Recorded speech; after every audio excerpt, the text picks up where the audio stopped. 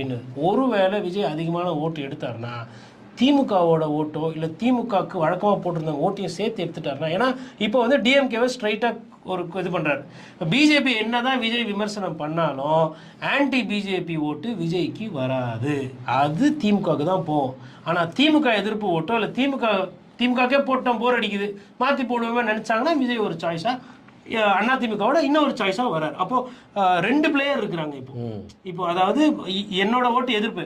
இப்போ விஜய் அவர்கள் பிடிக்கல, விஜய் அவர்கள் அரசியல் பிடிக்கல, சினிமாக்காரர்கள் பிடிக்கல. இது ரொம்ப முக்கியமான பாயிண்ட்டு. ரஜினிகாந்தோட ஃபேன்ஸு, அஜித்தோட ஃபேன்ஸ், இவங்களுக்கு இப்போ விஜய்க்கு ஏத்துக்குவாங்களா அப்படின்றது ஒரு பெரிய கேள்வி.